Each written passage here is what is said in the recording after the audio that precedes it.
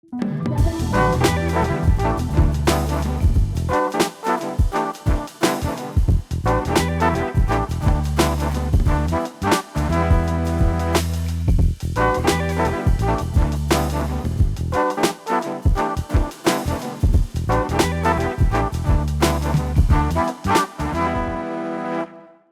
Carole Taylor.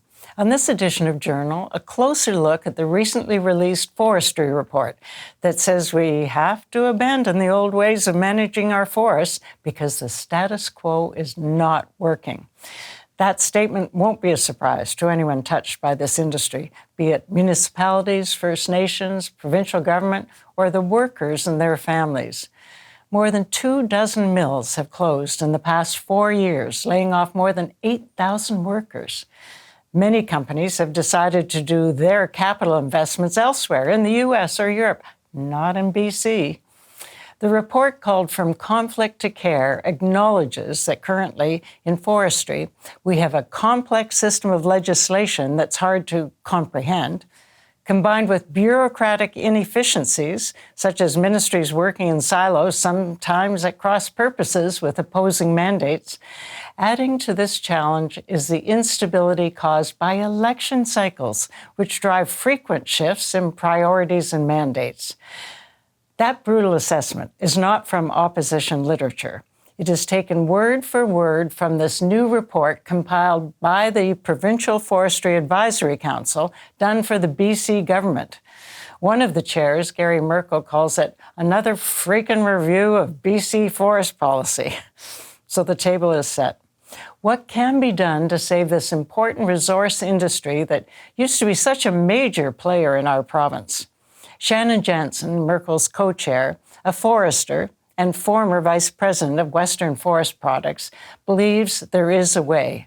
First of all, we must accept that the status quo is broken.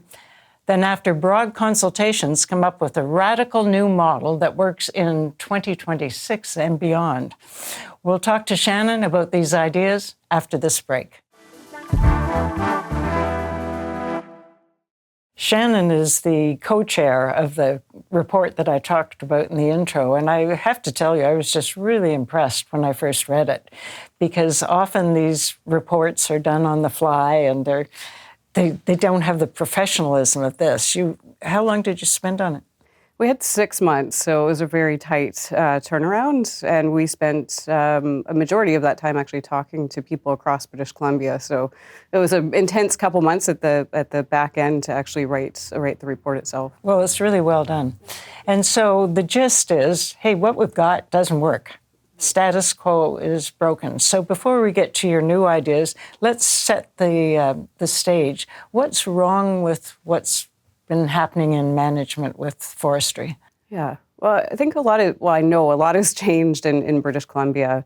We're a big province. It's incredibly diverse. The interior had mountain pine beetle. I think everyone's heard about that.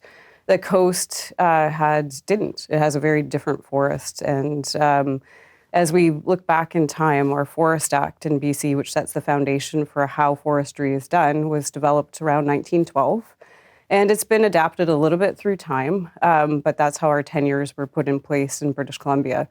So there's a couple royal commissions that resulted in the system that we have today, which is largely volume-based. So that means that forest companies have quota and the ability to harvest trees, whereas others have an ability to manage areas. But through time, land title and rights and different things have changed in British Columbia, including around 2004, the Haida case. In 1982, I think our constitution changed. I know our constitution changed in terms of the Section 35 rights with Indigenous people. And so we are looking at a system that was built in the 1900s and an evolution that's occurred through time, and we just need to catch up. And you say the emphasis was basically on how many trees do you cut and how do we price them? That's right. Yeah, absolutely. Yeah. And so that must have caused some aberrations, I would think. Yeah, oh, absolutely. Yes. And, with the mountain pine beetle interior, largely we were doing salvaging of dead trees for almost 25 to 30 years. And so a lot of the big manufacturing facilities and the companies came in and they built big mills, and those big mills helped reforest British Columbia. And now we're at the end of that life, and we have to look ahead and say, okay, what do we want our forest sector to look like now that we have live growing trees here in the future? And we actually struggle with the fact that we actually have a lot of capacity that's actually not able to continue in these rural communities that depend on forestry. So we have to think differently about the problem. Unfortunately, the forests have changed, and they've changed dramatically over the period of the last 20 to 30 years, particularly in interior BC. The coast of British Columbia, we've had a lot of, we talk about controversies, big trees, old growth, those types of things. And we are looking at a transition from the large old growth trees to second growth forests, which are lower value and require a different manufacturing base as well. One of the criticisms you make about the present system is you said that the legislation and the rules are really complicated, hard to understand, and that we've got, a lot of bureaucratic inefficiencies. So can you elaborate on that? Yeah, and I think that's it's been kind of interesting after the report, so the response to that. We did, and what attracted me personally to actually want to look at this review in particular was it was right across government. And the BC Forestry legislation and forestry is not just the Ministry of Forests, it's actually the Ministry of Water, Lands and Resources, Ministry of Environment, Ministry of Jobs, and Ministry of Indigenous Reconciliation. So collectively, those ministries actually really do direct the path for forestry in BC. And so what we saw in having great conversations with really good people inside the ministries is that so many people are frozen. And so we talk about bureaucratic inertia, where it's really you just keep doing the same things, and it's really hard to affect change, particularly from inside these ministries. There's a bunch of silos across the board. They all have individual projects, and everybody's doing certain things, but it's very difficult because it's not actually coordinated. And that's not an NDP problem. It happens under a lot of governments, but this particular time in our history where forestry is becoming more and more complicated and we have to change to adapt our systems, we do see a lot of process and not a lot of results as a result of these multiple ministries and a lot of process within that system. And you even say often the mandates are conflicting. Absolutely, yes. Have you got an example of that?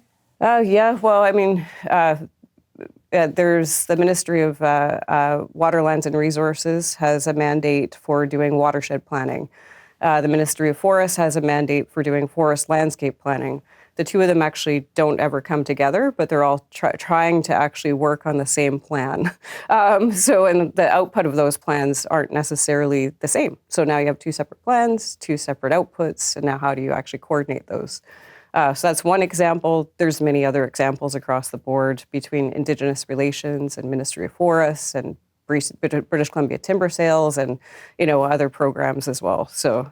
And of course, these all have broad economic considerations, because I noticed in the budget this year that the forestry revenue was down from $1 billion something to about $500 million. Mm-hmm. I mean, that's a big, significant loss for a government. You have to say, what's going on here, and is it salvageable? Is there a way to get back to when forestry was such an engine for the province? And you think there is a way? I believe that the forestry and our forests, when it comes back to the forests of British Columbia, they are a natural asset. And we have, through time, benefited as a society off that asset. Things have changed, and the assets require investment. And those investments have to be consistent with what's actually in the forest and the reality of the situation that we're in. So as British Columbia, we aren't a jurisdiction that can attract capital or investment into BC on the basis of an abundance of fiber anymore. That's how we've done it in the past. It's a high-value fiber on the coast and an abundance of that in the interior. It's been mountain pine beetle, so we have uplifts, and it's an abundance of fiber that we've attracted investment towards British Columbia.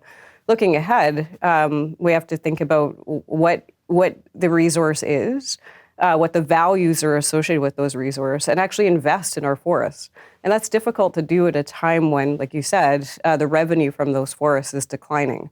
But that takes foresight because it is a natural asset, and we actually have the right type of investments. And we need to look at things like our residuals, which we haven't done in British Columbia. You see in Europe and different places, they invest in a lot of residuals or electrical generation and those types of things. Explain residuals. Yeah, so at the back end of a sawmill, they actually have chips, or they have sawdust, or bark mulch. All of that can be used for other products, and or waste wood in the what we call waste today is just left in the bush, and we burn it. So there hasn't been a lot of investment because we've actually been working on an abundance of fiber, and we actually haven't really focused on how do we get the most value from every hectare of the forest that we have here in BC. So it's a different mindset, and we need it's the future investment needs to look different than the past investment. So what's step one? Step one is we, in our report, talked about the need to get a LiDAR-based forest inventory. So British Columbia doesn't actually have a forest inventory. One of the issues that you see, people argue about how much AAC do we have, like an annual allowable cut, how much volume. Well, you can't really manage what you don't measure. And so BC doesn't have a consistent forest inventory across the board. And what we mean by a forest inventory is what is in your forest? Like we actually don't know. And so we've been kind of piecing things together through the years, but the first step is getting a very consistent forest inventory across the board so you understand what's in your forest. You can actually attract investment on real numbers. People talk about certainty. The certainty of the past has changed. We need to predict predictability for business so they can understand how and what can be generated from the forest. And we don't have a forest inventory in BC to be able to do that. That's a bit surprising, I think, to most people. We're going to talk a little bit the next step, which is the one I think is huge, which is to start talking about it area by area in British Columbia. Back in a moment. Shannon, I think in your report, the thing that intrigued me the most was the recommendation that we start talking about regional areas of management of forestry, and the needs are different, and the possible upgrades are different, the excess mills in some place. And so talk to me about how this is possible. How do you get all those folks who have vested interests to work together and say, okay, this is one area and let's see what we do with it? Yeah. So area-based management comes the concept of area-based management on what British Columbia is, which is Crown lands, public resource is 95%. It's very rare. Canada has that situation. Australia has a similar situation. And when you look around the world, there's been a lot of research that's been done about what it means and how do you manage common resources without having sort of a tragedy of the commons. I think people hear about that, where you have your resources being destroyed through time. In the sort of science, they talk about the need for local communities to manage areas of land that are actually meaningful and relevant to the communities that actually are impacted by the decisions, but also benefit from those decisions. And in BC, we've had a system that's been in place that has not been regionalized. It hasn't been area-based. And we struggle to be able to make the decisions that the local communities can understand on the basis of the forest in which they live. And as you note, the issues underneath the surface of the individual regions are very variable across British Columbia. They're not the same across the board. So how do you make decisions out of Victoria if you don't actually have a regional area-based kind of approach, which is, a forest that people can understand, that they actually make decisions about, and that they benefit from? So how do we do it? This isn't a theoretical idea, and I think that's important for people to understand that most jurisdictions in the world have actually moved here. Ontario has already done it. Alberta's done it in different ways. Quebec did it in a different way, so across BC. And why we focus on Canada is because Canada actually has this public land, 95%. A lot of people look at Finland, they look at different places. Well, that's private land, very different situation. We also have a diversity of forests, which are old growth to second growth, this very diverse type of issue across BC. So the how is important that it's defined by the people who live in the communities. There's a number of models that have worked and proven to work. For example, on the coast here of British Columbia, a lot of the forest tenures that we talked about, which is how rights are defined, have been broken into pieces through time. And there's an opportunity just to redraw the boundaries. And you put the boundary around that area, and then people actually can come together and have one common land manager, create a common objective, which is a forward-looking plan. And that's a really important piece because right now our plans are kind of look back. They say, okay, well, we did X over the last 10 years, and so they're going to evaluate how much volume I can generate from a particular area for looking back over the last 10 years. What you can do in an area-based is actually create a forward-looking plan, which is collectively what can we generate over time as a result of doing all the environmental management that we need to do. But what does that produce? Because that predictability then can be something that businesses can bank on and that they can invest in because it's looking ahead, not back. So the area-based management on the coast is bringing together all these diverse management units and actually making forest management agreements. And those forest management agreements create one land manager, and that one land manager then can create these predictable forward-looking plans that people can bank on business. It looks a little different in the interior because we have these really large timber supply areas, and the timber supply areas, some of them are like 7-8 million hectares. And so you can imagine that those aren't super relevant to the individual communities. So we need to actually break up some of those timber supply areas, put them into area-based management units, and then actually manage them as a cohesive area. One of the interesting things you're talking about is the community. Mm-hmm. So this isn't just for the forestry companies or First Nations whose land it might be involved, but you're talking about communities and the workers, that they should have some say in how their forestry community works. Yeah, absolutely. They don't now. They have very little say. And I think there's people feel very helpless in BC. We've had a history that's been built on the forest sector. And as we said, things have changed. A lot of big businesses have actually decided to leave. I mean, the abundance of fiber is not there. And so they're looking for other jurisdictions around the world in which they invest their capital. We have a really high cost structure here in BC. So in order for workers and communities to actually be able to find a way forward with their forests, they need to be involved in those decisions. And, that's the real complicated part of where BC sits. So many decisions are made out of Victoria, and it's a top-down driven kind of approach, which we think one size fits all, we can do X, Y, and Z. But we've proven that doesn't work. Generally, the boots on the ground, the people who actually live and work in these communities have a pretty solid understanding of what is required. And if we create the tools and the structures and the ability for them to be able to create the management and be part of that management, research around the world demonstrates you can have a much more sustainable sector and a much more adaptable sector going forward. So you're an optimist. I am. Well, I am also a realist because it is very clear to me that we talked about bureaucratic inertia. We talked about these multiple ministries. We are stuck. We are stuck in a mindset where it's very difficult to go from where we are today to where we need to be in the future. Like you said, there's a lot of self-interest in the mix, and without a sort of plan that people can buy into, that takes more than a couple months. And we've got different governments that come into place, and in order to make the types of change that we need to make, that these things have occurred to where we are today over decades. It's going to take more than 4 years. So the realist in me is that are governments capable of actually doing that? Are they capable of sustained change Are they capable of ensuring that decisions are made in regions when we really are starting from decisions being made out of Victoria? And I'm not sure, to be honest. And part of our report spoke to some structures that could help support that.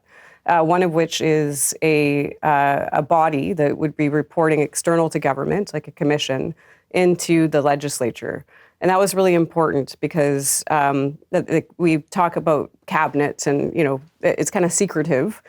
We need transparency, and we need to be able to support the bureaucracy in the transition through successive governments.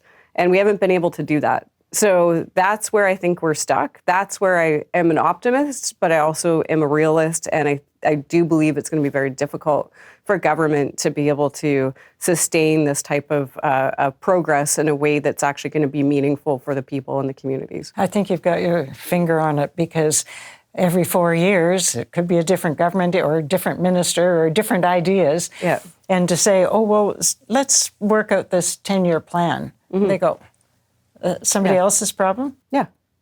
Have you had any indication whether you're going to be successful? I